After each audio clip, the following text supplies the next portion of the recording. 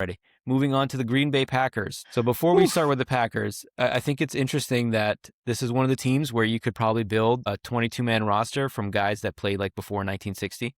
Yeah, or in the 60s. Or in the 60s, yeah. Right.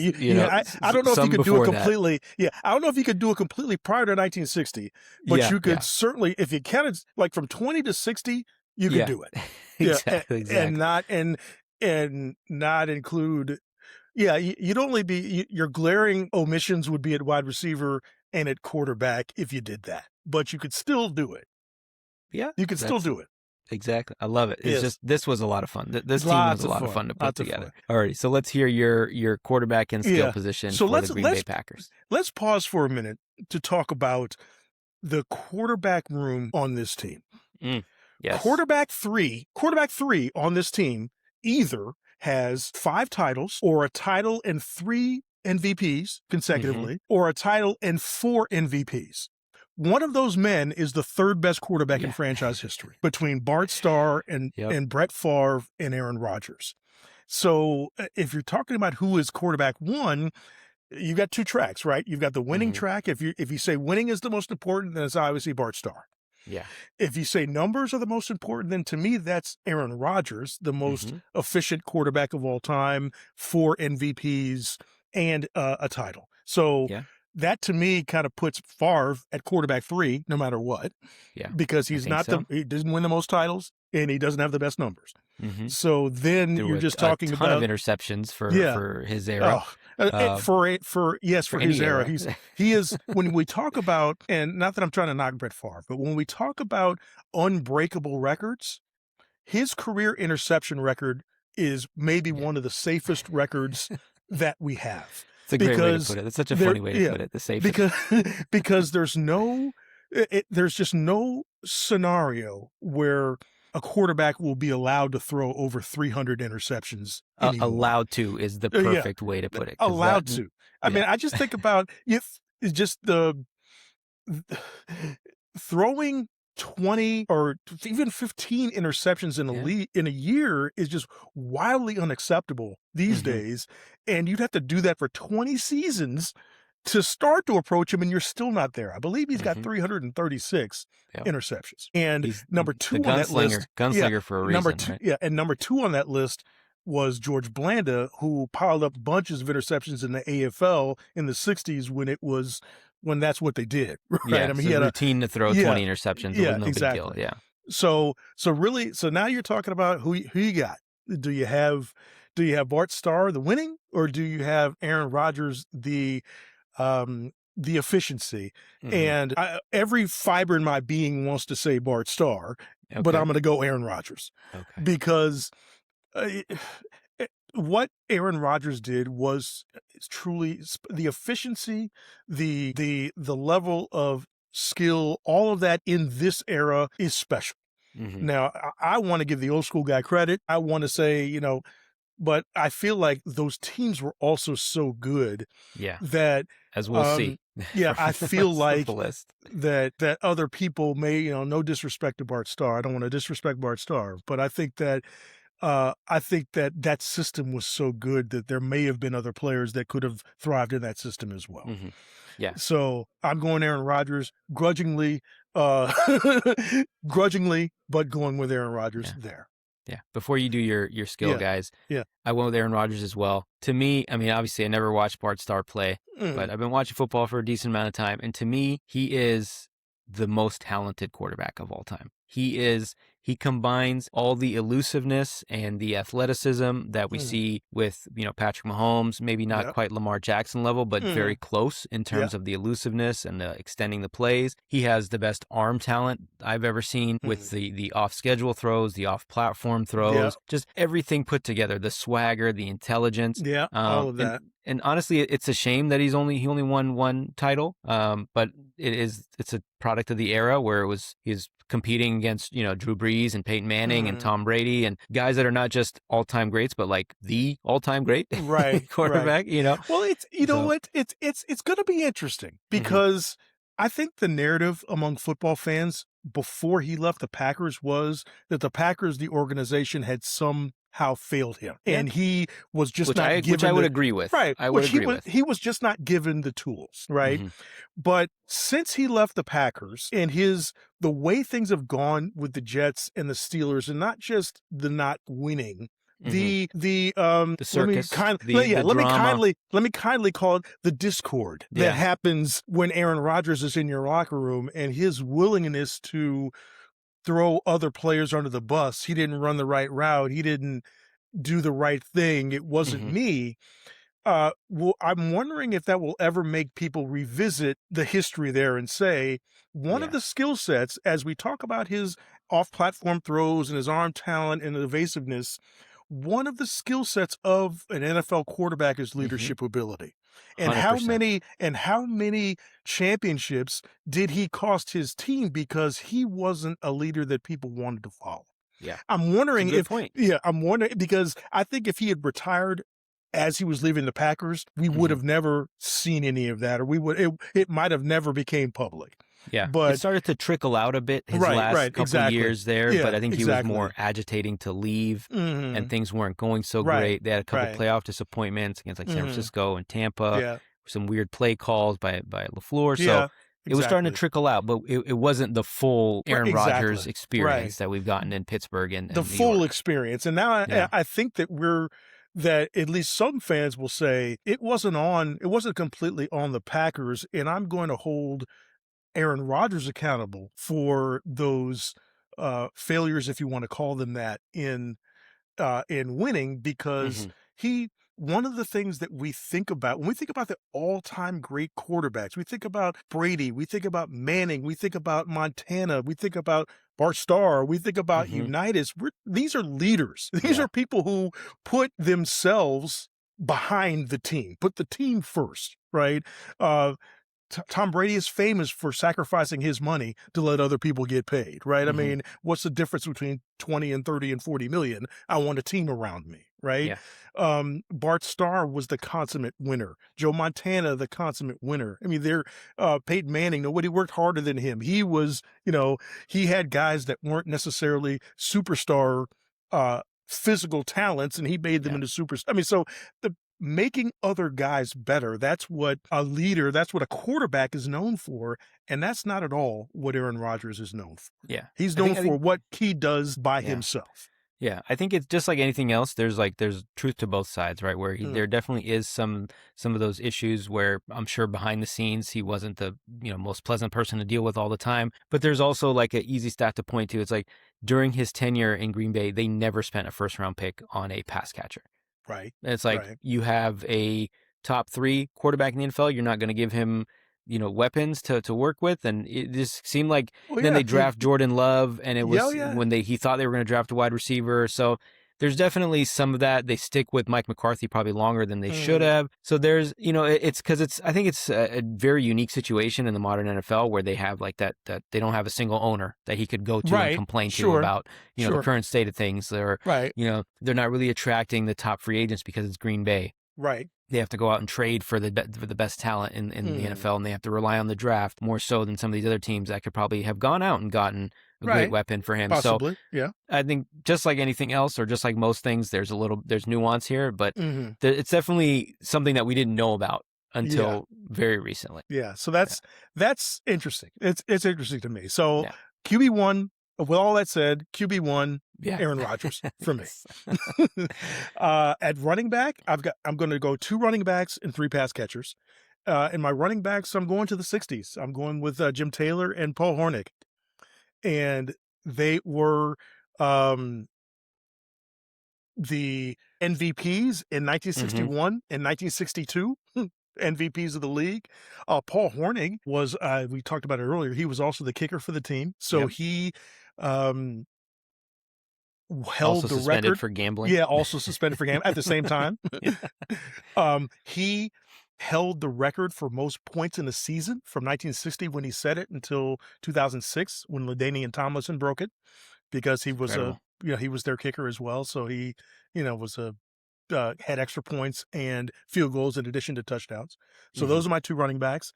And then my wide receivers, and I'm going with 3 wide receivers. My modern guys, Hall of Famers Sterling Sharp and James Lofton. both multiple All-Pros. Sterling Sharpe, had he played longer, he might have been in the GOAT conversation. He was that dominant as a wide receiver. And then you can't do a Packers team without Don Hutson. Don Hutson was a two-time league MVP back in the 40s. He was a 5-time Triple Crown winner for the wide receiver position. And he held the record for most touchdown receptions from when he retired until when Steve Largent broke it in the 1980s, I believe. So revolutionary play. Revolutionary. He literally invented the idea of route running. That was Don Hutson. So unbelievable player. Yeah. So we actually had the same 5, but this was very hard for me, I will say. So Jim Taylor, my first running back, that's kind of a slam dunk. The second one was Paul Hornung. I had to like really look deeply at this. And I was like, okay, he was the one that came to mind when I was like, okay, I need to look at this in context because in I think his MVP season, he only had something like 600 or 700 yards from scrimmage. So I'm like, this is not that impressive. Right. But then again, you look, it's a 12-game season. He had a bunch of touchdowns. He's also kicking. Then he had that couple years when he was suspended. But I think even in that short career with the suspensions, he was still a 2-time All-Pro, or sorry, 3-time All-Pro, and the MVP matters. That is an important distinction. So for my wide receivers, same thing. It was Don Hutson, James Lofton, and Sterling Sharpe. I really was debating between Hornung and Devontae Adams as my fifth skill position guy. And I'm like, Devontae, maybe if he had that, because he did have the one other first-team All-Pro, but that was with the Raiders. So maybe if he had one more in Green Bay, it would have been enough. But I feel like his prime in Green Bay wasn't that long. He had kind of a slow start to his career. First 3 years had like 600-700 yards, nothing crazy, and then he exploded. But again, that was a very short time. He's still chucking now. He's still one of the best route runners in the NFL. I think he had double-digit touchdowns last year. Again. Yeah.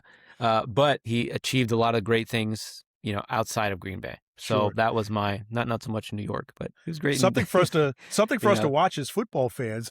Devontae Adams is Chris Carter, I believe, is 4th all time in receiving touchdowns with 130, and I want to say Devontae has like 117. Yeah, he may end up. Yeah, he may end up this. If he has another year this coming year like he did last season, he's going to be top 4 all time in receiving touchdowns. And then, I mean, he's, in my mind, he's already a Hall of Famer, but now he's starting to push into a different weight class if he starts to do that.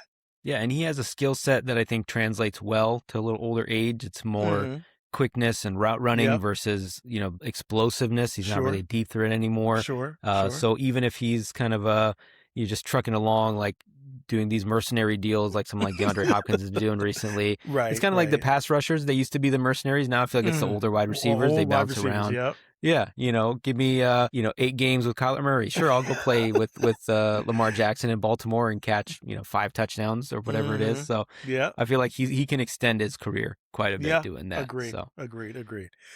So my offensive line, I went with well, I mean, I guess I touched every era here. So I've got Jim Ringo as my center, who was well, first of all, let me back up. I've got 4 Hall of Famers out of the 5. Jim Ringo is my center, who was one of the 60s linemen, as well as Jerry Kramer at guard, another 60s lineman. Forrest Gregg, I put at guard for this purpose. He played guard and tackle, mostly tackle. You could argue he's not only is he a Hall of Fame tackle, but a Mount Rushmore tackle.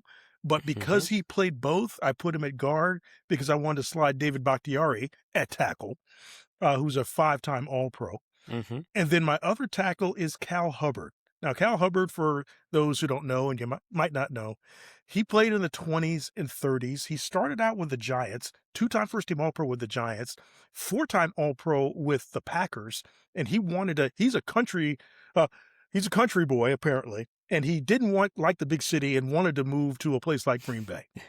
So he became an all-time great lineman at Green Bay, and then he became a Major League Baseball umpire for like 3 decades. So he is the only man in both the Pro Football and the Baseball Hall of Fame.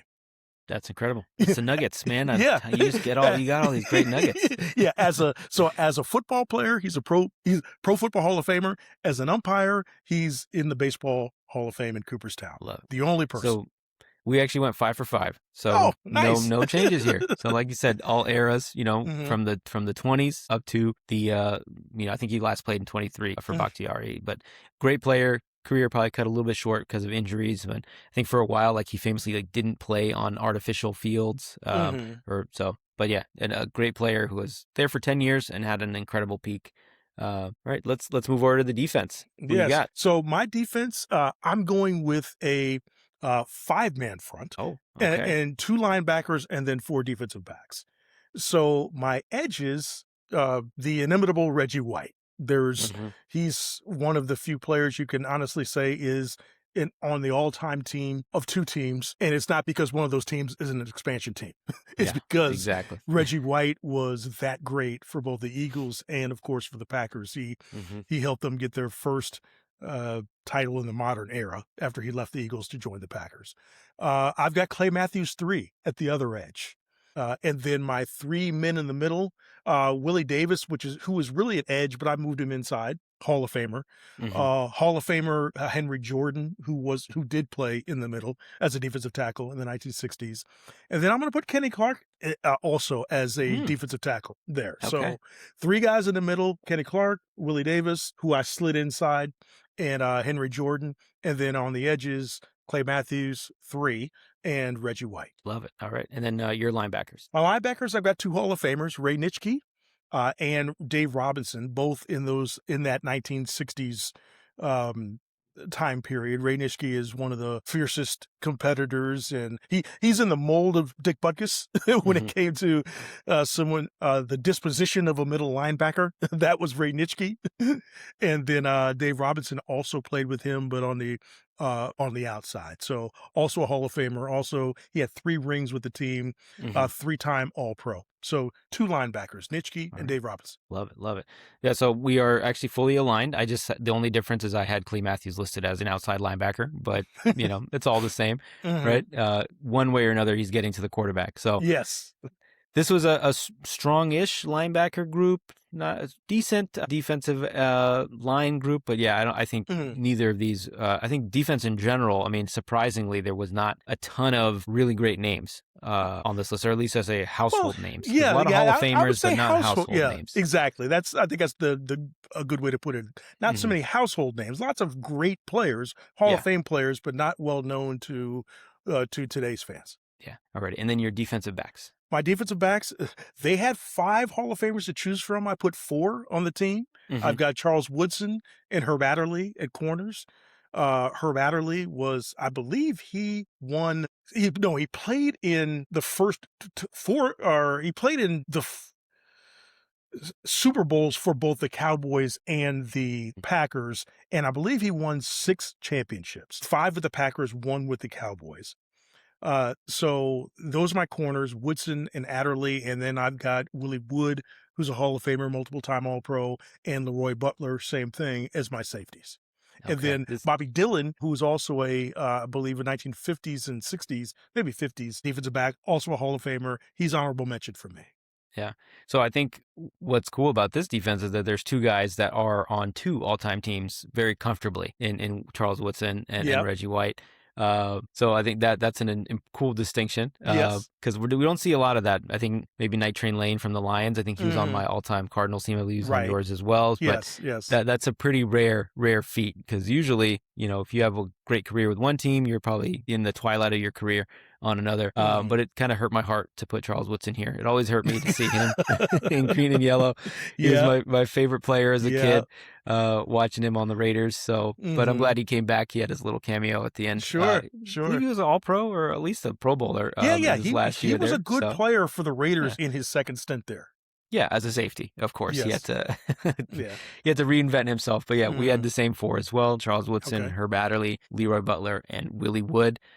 So touching all eras. Leroy Butler was just an incredible player in an era where they were pretty good in the early 90s and then kind of fell off a bit, I think, in the late 90s. But and I believe he's credited with being the creator of the Lambeau Leap. Yes, you can't mention his name without saying that. Yeah.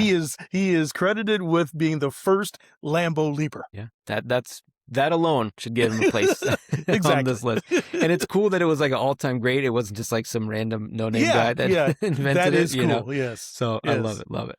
All righty. And then who's your head coach? There's no question here. Vince Lombardi, 5 titles, 9 wins and 10 playoff games. I believe over a 700 winning percentage with the team. He's just the damn trophy has his name on it. so there's no other question. There's no other coach here. Yeah, exactly. Love it.